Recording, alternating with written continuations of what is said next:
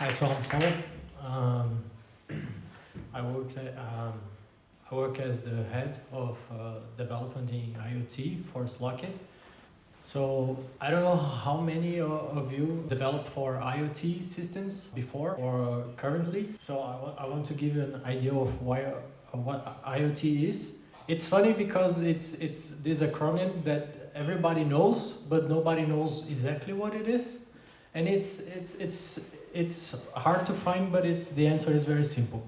IoT is big data. So all these devices that were a black box, that you buy a device and the manufacturer never know about this device anymore, they became part of a huge network of mineable data for the manufacturers. This only happens on your side, so you as the user, because the big manufacturers like, I don't know, ore miner or something, all these sensors and actuators and pumps and drivers of pumps, all this data they mine, and they use AI and insights and cloud services to find out how to make it more secure, how to make it more reliable, give prevention. Us, the users, every IoT device like our VCRs, our TVs, our routers, they can be targeted by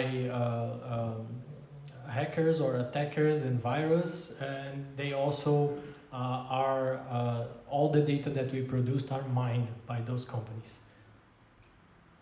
Automation is everywhere. We have many applications of automation. They use a multitude of different networks like long range, short range, low power, network over electricity. They have plenty of different models for connecting all these sensors and actuators and also extracting value from it, because this is the main thing. Like in the previous slide, what they call things, they are components, like electronic components that compose boards. When they have human value, when they have really utility, they become a thing.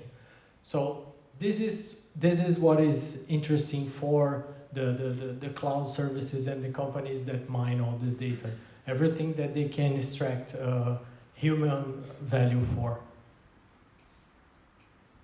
Where do you think that Incubed might add value? Like explained before by Stefan, you can push all these financial services to the edge device. So the edge device could have its own wallet. It could pay for services depending on automation presets. It could be part of securities or assets. And so you bring all these functionalities to the edge. You can enforce global policies. So let's say you put part of some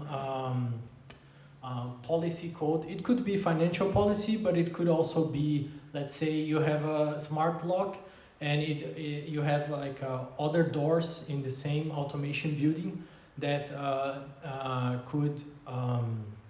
that should not, you don't open the door if the fire doors are open. This policy could be a part of a program that is in the blockchain, and all your devices could just get this new storage part and execute this code without you needing to access this device and push these updates and these new policies there. And the third part, and Incubed helps with that because it has an EVM, so you could put code in the C format, in the binary format, or even EVM code, which is what we already do.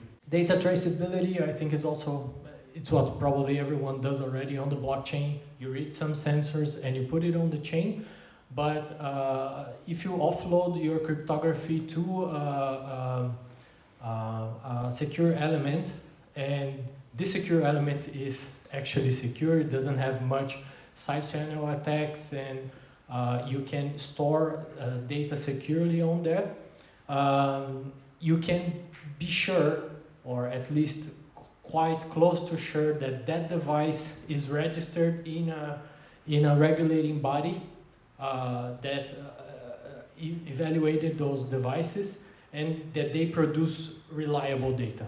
So all this data is signed and sent over networks, and when it reaches the blockchain, it cannot be erased anymore.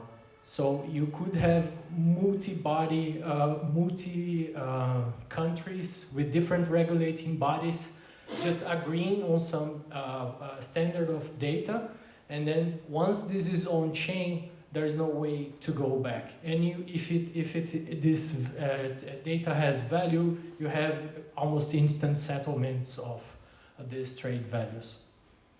These are some of the industries that we touched during these 3 years I'm working for Slockit. So we saw blockchain applications in logistics, of pharmaceuticals distribution, of warehouses and containers. We saw urban mobility with scooters and bikes that could benefit from those ideas previously talked. We are currently working with power generation. So we worked with EWF, we generated green certificates of origin, which benefit also from those ideas on how to make all the green certificates body of the world agree on a protocol and put this data on the chain, and then later on create the markets to sell this energy.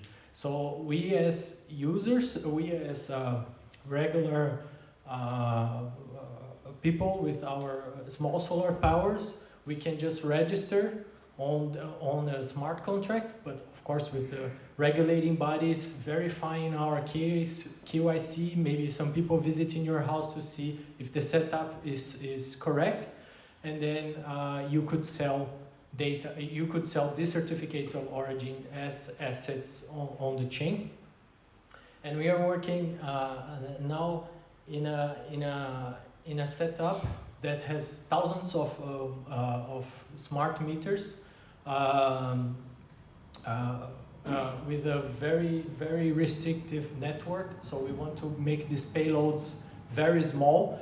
They don't have nor TCP, IP, HTTP, none of these protocols in their IoT network, and they are still going to route this securely outside and then verify these transactions. So this is our challenges. Then I'm going to talk a little bit about how to adopt Incubed on your project. The minimum specifications we found, they were discussed already by Simon, but I added this here as well with a little more detail. So we tested on an ARM M3. We couldn't do in an ARM M0 because of RAM memory, but on ARM and on M3, which are like a Raspberry Pi is A53. A series of ARM is like high-powered, always powered devices because they are very consumptive and they have very strong computing power. And the M series is like low-power microcontroller kind of microprocessors. So microprocessors, they have a lot of components, so you kind of know what you need before you select one for your product. It's not only price-based, because everything is very specific in the electronics world. You don't need a floating point unit because all the calculations we do are integers. Cryptography, so if you have a crypto cell, there are many other secure elements out there, but ARM is quite okay. They released a new version of a crypto cell right now that says to be much more secure. We did offloading to this, we did offloading to this, to the 310 crypto cell in an ARM4, and we got like 15 times faster in the best cases of processing, for example, verifying ECDSA signatures from the Ethereum blockchain. So it makes it faster. You can, the same crypto cell also have a trusted execution environment, and we created a bootloader that is secure. It can receive secure updates. Because, for example, if your node list is not encrypted in disk and you don't have a source of trust in your microchip, it could be just altered from outside, or depending on, even data could corrupt there and you'd have no way to verify this stuff. So you can also add, there is a famous hardware wallet hack that they just added code instead of, so they prepend code instead of altering the code. So if you don't have a source of truth and source of verification of what code you're running, you might be in trouble. So all the envisioned benefits are dependent on strong cryptography source of truth. RAM, we got into 128 KB, and storage is quite high. There is a typo here, so I wrote bytes, but it's KB. So our program is from minimum 800 kilobytes, but 1 meg is good because Incubed is just one component of your whole solution. So you're gonna write a lot of code more to that. And as I said before, we are working on this 2 kbps network for smart meters, and I hope we can pull it off because it's gonna be pretty cool. So I'm gonna jump quite fast here because I don't have any more time, but there are compilation flags. So you're gonna select if nano, full. There are other auxiliary flags that can make your program smaller. So if you're going to program for your product, be specific so you can save a lot of resources on compilation time. Then on configuration, of course you can upload new configurations, of course with security, identification and so on, but then you can connect to new chains, you can configure more of your Incubed network over configurations, right? But you don't need a new firmware. We did application, I'm just going over 2 examples here. We put Incubed in this Bosch IoT device. It's a general purpose. They sell you the board and the solutions with this SoC that Bosch provides, and the whole tool set and chain. And we did this application. I'm not going to lie to you that it's easy to program a C in an embedded system, but it works pretty fine. Our C client is becoming more and more easy to use. We produced this dashboard where you can see it's very similar to this application. Both these applications have two-way communication. So if you write in the blockchain to turn on a light, it will turn on the device, and it also logs all the activity in the blockchain, all the reads, the sensors reading.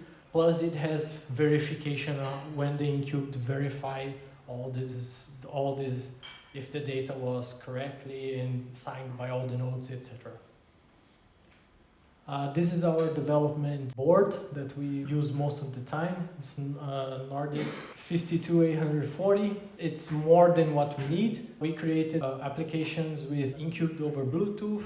We tried a bit with mesh. It's not out there yet. We use NFC to... You can send Incubed stuff over NFC, but I think the best application is you want to rent or configure some device, you have a fast way to go to commissioning this device. So you just press a button, hold, and then you do the NFC handshakes, and all the communication is... NFC pairing for Bluetooth is already specified in the NFC documentation specification. So it's a very nice way to start a new communication without broadcasting and trying to find Bluetooth devices around you that could be tampered with. Okay, that's it for me.